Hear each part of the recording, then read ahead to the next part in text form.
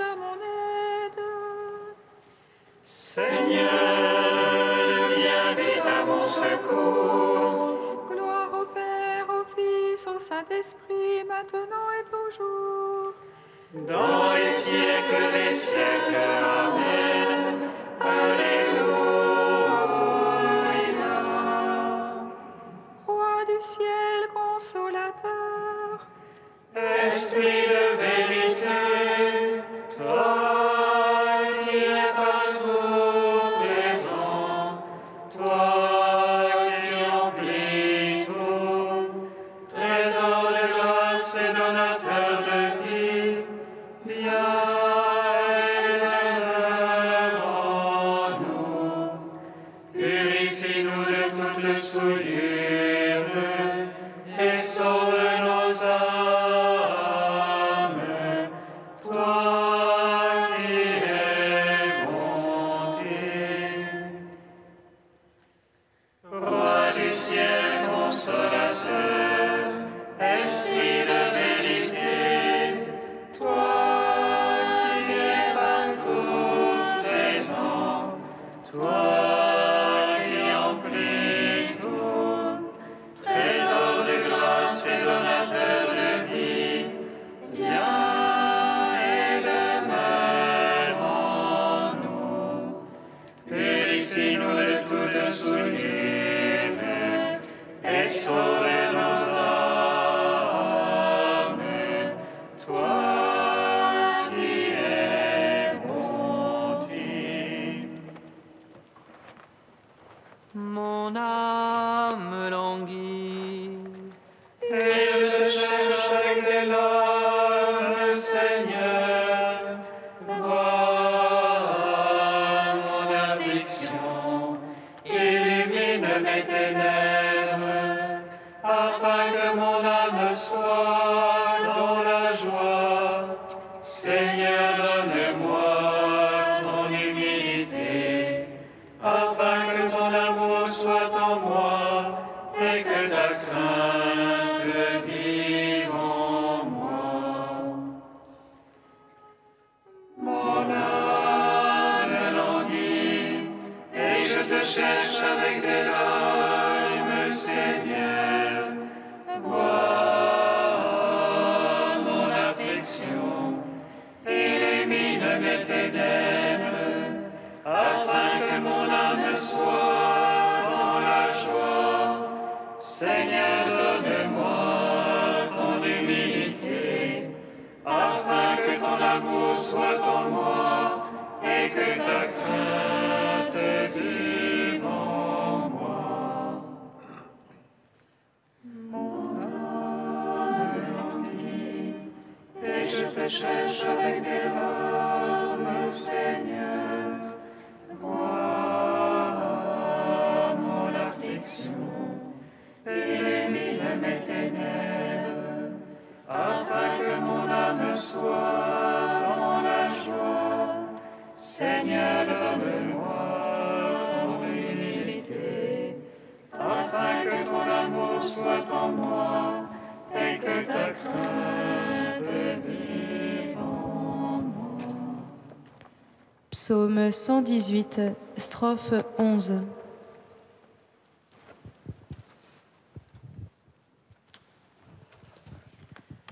sans fin, je cherche ton salut, car j'espère en ta parole. Sans fin, je cherche ton salut, car j'espère en ta parole. Jusqu'au bout, mon ami, ira pour ton salut. J'espère en ta parole. Jusqu'au bout, mes yeux, pour ta promesse. Quand m'auras-tu consolé? Rendu pareil à une poutre qu'on enfume, je n'oublie pas tes volontés. Combien seront les jours de ton serviteur? Quand superbes me creusent des fosses à l'encontre de ta loi.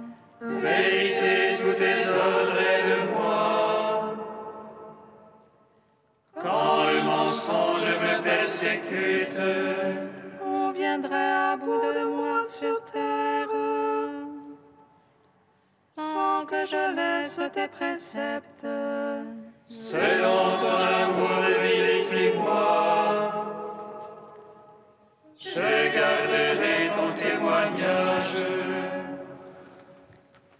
Gloire au Père, au Fils, au Saint-Esprit,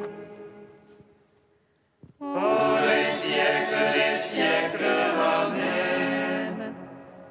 Sans fin, je cherche ton salut, car j'espère en ta parole. Psaume 37. Par les souffrances de sa passion, le Fils de Dieu a pris l'obéissance. Il est pour nous source de vie. Alléluia. Par les souffrances de sa passion, le Fils de Dieu a pris l'obéissance. Il est pour nous source de vie. Alléluia.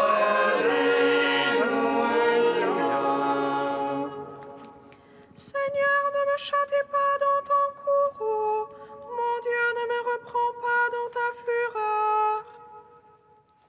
En moi tes flèches ont pénétré, sur moi ta main s'est abattue. Rien n'attaque dans ma chair sous ta colère, rien de sain dans mes os après ma faute. Mes offenses me dépassent la tête, comme un poids trop pesant pour moi. Mes plaies sont puanteurs et pourritures à cause de ma folie. Ravagé, prostré à bout, tout le jour en deuil je m'agite. Mes reins sont pleins de fièvre, plus rien n'attaque dans ma chair. Brisé, écrasé à bout, je rugis en con de mon cœur. Ô mon maître, tout mon désir est devant toi. Pour toi, mon soupir n'est point caché. Le cœur me bat, ma force m'abandonne, et même la lumière de mes yeux. Mes amis s'écartent de ma plaie, mes plus proches se tiennent à distance. Ils machinent ce qui traque mon âme, tout le jour ils ruminent les trahisons. Mais je suis comme un sourd, je n'entends pas, comme un muet qui n'ouvre pas la bouche.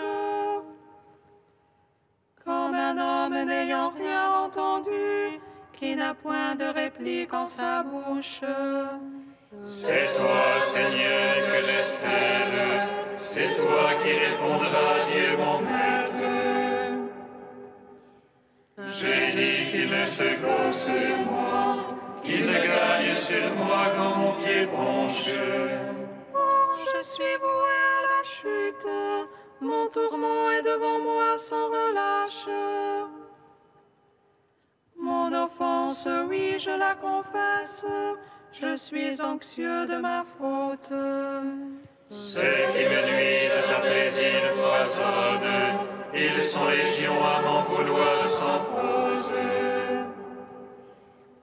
À me rendre le mal pour le bien, à m'accuser quand je cherche le bien. Ne m'abandonne jamais, Seigneur, mon Dieu ne soit pas loin de moi. Vite viens à mon aide, Dieu mon maître et mon sauveur. Rendre gloire au Père Tout-Puissant, à son Fils Jésus-Christ le Seigneur, à l'Esprit qui habite en nos cœurs, pour les siècles des siècles. Amen. Par les souffrances de sa passion, le Fils de Dieu a pris l'obéissance. Il est pour nous source de vie. Alléluia. Psaume 81.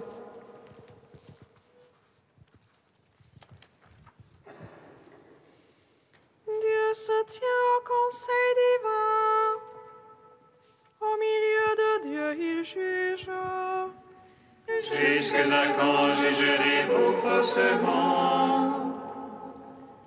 Soutiendrez-vous les prestiges des impies? Jugez pour le faible et l'orphelin. Ô malheureux à l'indigent, rendez justice. Libérez le faible et le pauvre de la main des impies, délivrez-les. Sans savoir, sans comprendre, ils vont dans l'ombre. Toute l'assise de la terre s'ébranle. J'avais dit, vous les dieux, des fils du Très-Haut, vous tous. Mais non, comme l'homme, vous mourrez. Comme un seul prince, vous tomberez. Lève-toi, Dieu, juge la terre, car tu domines sur toutes les nations. Gloire au Père, au Fils, au Saint-Esprit, pour les siècles des siècles. Amen. Par les souffrances de sa passion, le Fils de Dieu a pris l'obéissance. Il est pour nous source de vie. Alléluia. Deuxième chant du serviteur, page 290.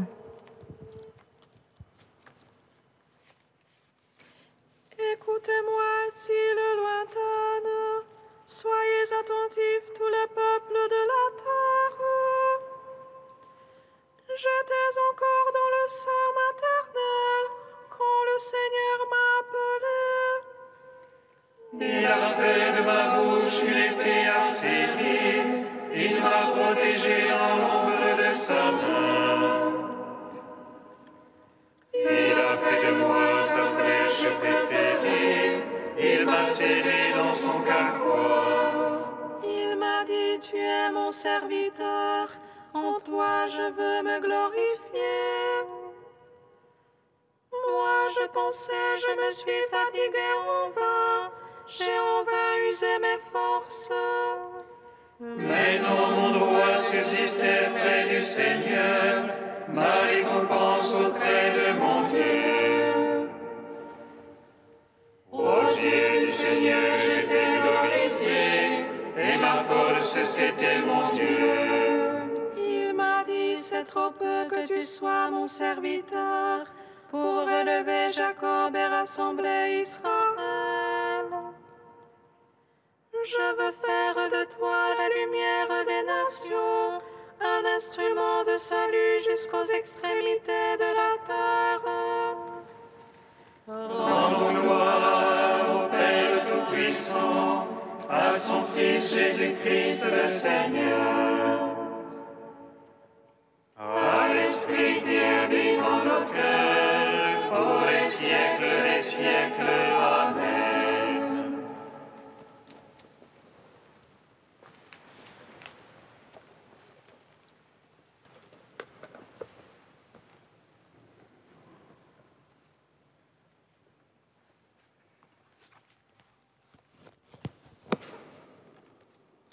De Romano Guardini, le retour du Seigneur. Nous ne croyons pas exagérer en disant que l'idée de la parousie ne joue presque plus aucun rôle dans la conscience chrétienne. On la regarde comme un événement lointain, si lointain qu'on ne s'en occupe pas. Entre la parousie et la propre existence se dresse comme un rempart la conception scientifique du monde. La vie chrétienne ne subit-elle pas par là un sérieux dommage? Elle s'est installée dans le monde. Elle est devenue sous forme d'une civilisation chrétienne, une partie intégrante de l'univers, et le retour du Seigneur coïncide facilement à ses yeux avec la fin de l'histoire du monde qui arrivera naturellement. La vie chrétienne d'aujourd'hui n'a malheureusement plus la tension intérieure d'autrefois. Cependant, la foi au retour du Christ existe.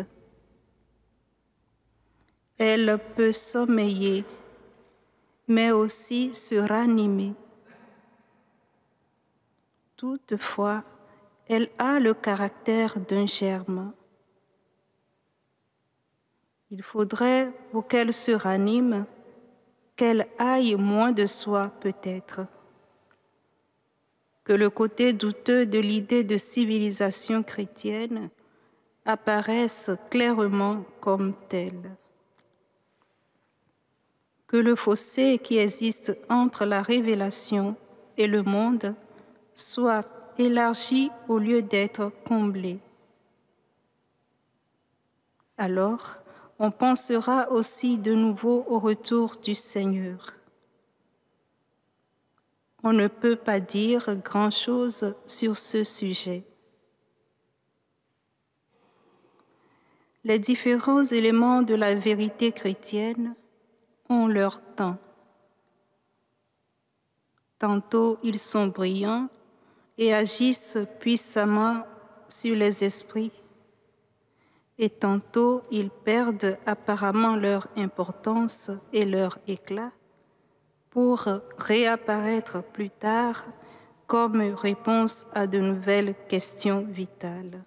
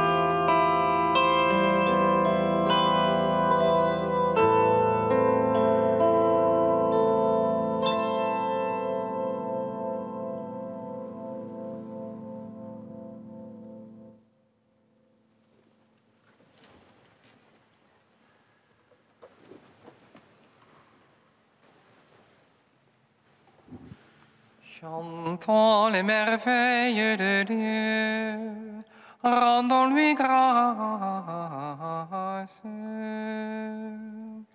Chantons les merveilles de Dieu, rendons-lui grâce. je vis la cité sainte, Jérusalem nouvelle, qui descendit du ciel de chez Dieu. Chantons les merveilles de Dieu, rendons-lui grâce.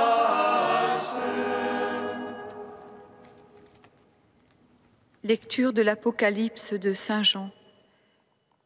Moi, Jean, j'ai vu un ange qui descendit du ciel.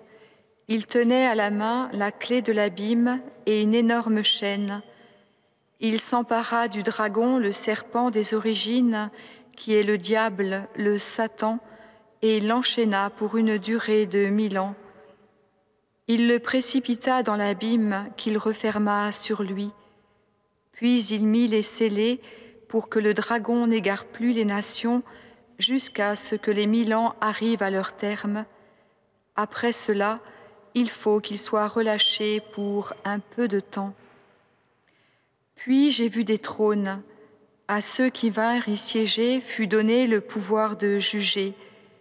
Et j'ai vu les âmes de ceux qui ont été décapités à cause du témoignage pour Jésus et à cause de la parole de Dieu, eux qui ne se sont pas prosternés devant la bête et son image, et qui n'ont pas reçu sa marque sur le front ou sur la main.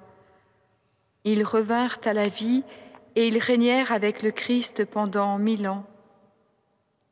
Puis j'ai vu un grand trône blanc et celui qui siégeait sur ce trône.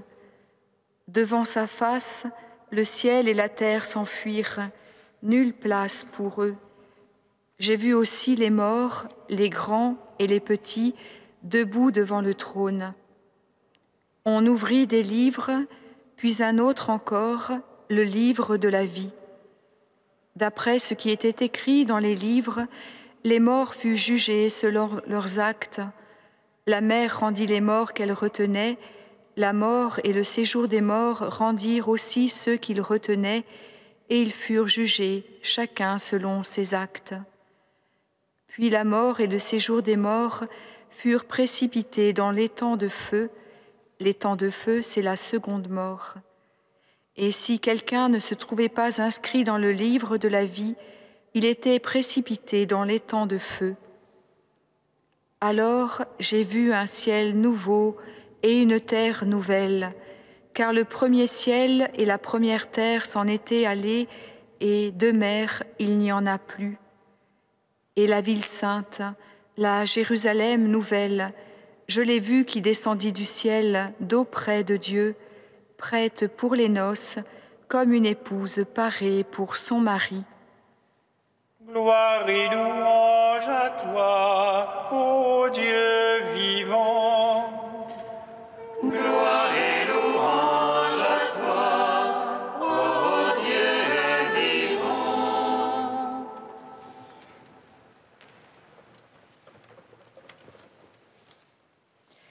Pour l'Apocalypse, écrit vers 90 ou 95 de notre ère, dans une de ces périodes d'inquiétude et de souffrance, les destinataires sont les premières communautés chrétiennes qui connaissent déjà difficultés, violences et persécutions.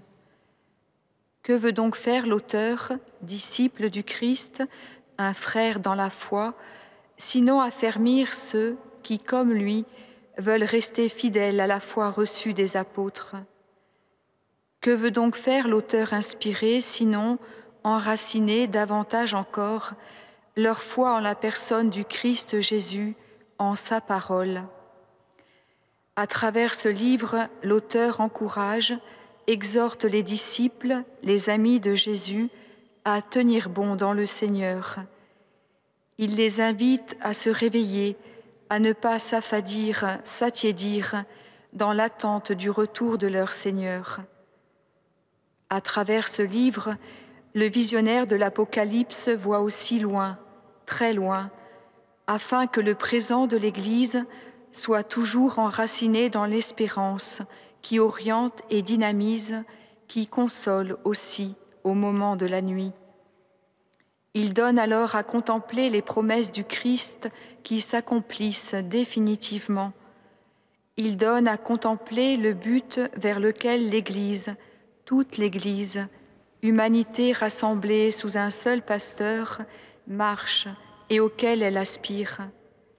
Voici la demeure de Dieu avec les hommes, il aura sa demeure avec eux, ils seront son peuple, et lui, Dieu avec eux, sera leur Dieu. Dans le monde, vous aurez à souffrir, mais gardez courage, j'ai vaincu le monde. C'est comme l'illustration de cette parole définitive que nous donne à contempler le passage de l'Apocalypse d'aujourd'hui. Un tableau hors du temps, au-delà du temps, lorsque le temps de l'histoire et ses soubresauts prendront fin. Le dragon est vaincu, et la mort et l'Hadès rendirent les morts qu'ils gardaient. Alors la mort et l'Hadès furent jetés dans l'étang de feu, c'est le triomphe de la vie. Jésus avait bien dit à ses disciples, « Ne craignez rien de ceux qui tuent le corps, mais ne peuvent tuer l'âme. Craignez plutôt celui qui peut perdre dans la géhenne à la fois l'âme et le corps. Tous sont passés par la mort, et les voici. Ils sont jugés selon ce qu'ils avaient fait durant leur vie et selon la grande miséricorde du Seigneur. Venez les bénis de mon Père, en vérité je vous le dis, dans la mesure où vous l'avez fait à l'un de ces plus petits de mes frères, c'est à moi que vous l'avez fait. Cohorte immense des vivants qui ont aimé leurs frères plus que leur vie. Recevez en héritage ce monde nouveau que vous avez fait grandir dans le temps et qui est arrivé à son achèvement. Mon royaume, une ville, vision de splendeur et de paix, Jérusalem. Frères et sœurs, ce livre est comme une parole que le Seigneur continue d'adresser à son épouse, son Église. Ne crains pas. Nous sommes aujourd'hui ceux qui ont besoin d'être encouragés, d'être réveillés de la torpeur et de l'engourdissement du monde. Ceux qui ont besoin de vivre leur présent, le regard toujours fixé sur la promesse sûre à venir. Nous avons besoin de la parole, car par elle, nous sommes puissamment encouragés à saisir fortement l'espérance qui nous est offerte. En elle, nous avons comme une ancre de notre âme, sûre autant que solide et pénétrant par-delà le voile, là où est entré pour nous en précurseur Jésus, là où il est allé préparer pour nous une place, la Jérusalem nouvelle et éternelle.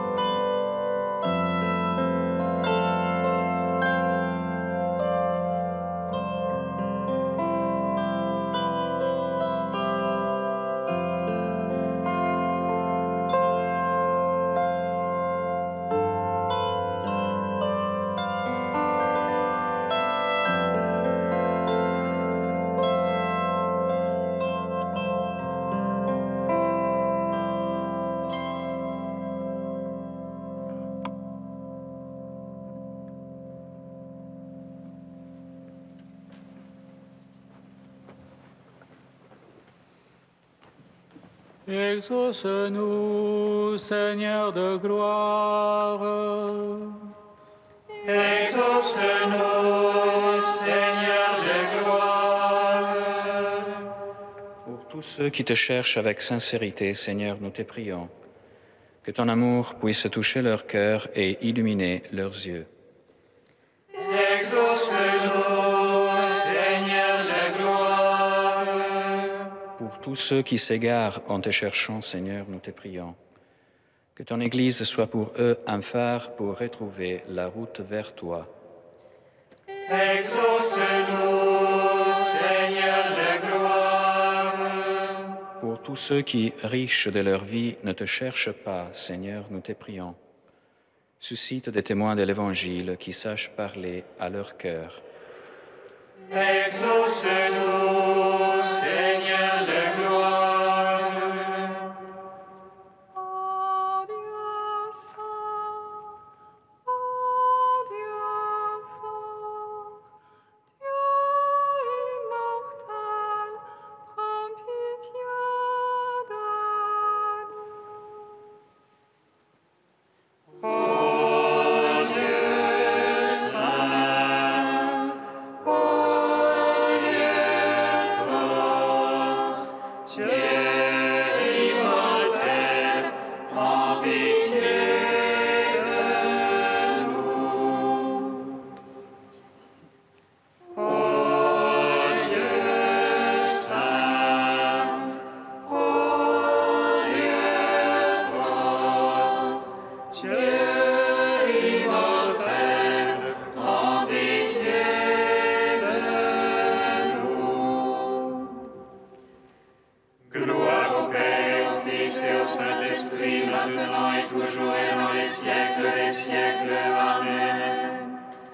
Dieu immortel, prends pitié de nous. Ô Dieu saint, ô Dieu fort, Dieu immortel, prends pitié de nous. Comme nous l'avons appris du Sauveur et selon son commandement, nous osons dire: Notre Père qui es aux cieux, que ton nom soit sanctifié, que ton règne vienne, que ta volonté soit faite sur la terre comme au ciel. Donne-nous aujourd'hui notre pain de ce jour. Pardonnez-nous nos offenses, comme nous pardonnons aussi à ceux qui nous ont offensés. Et ne nous soumets pas à la tentation, mais délivre-nous du mal. Car c'est à toi qu'appartiennent le règne, la puissance et la gloire pour les siècles des siècles. Amen. Réveille, Seigneur, le courage de tes fidèles, qu'ils soient plus ardents à profiter de tes grâces pour obtenir de toi de plus puissants secours. Par Jésus-Christ, ton Fils, notre Seigneur et notre Dieu, qui règne avec toi et le Saint-Esprit, maintenant et pour les siècles des siècles. Amen. Bénissons le Seigneur. Nous rendons grâce à Dieu. Amen. L'ange annonça à Marie qu'elle serait la mère du Sauveur. Et le concile de l'Esprit Saint, réjouis-toi, Marie pleine de grâce, le Seigneur est avec toi. Tu es bénie entre les femmes,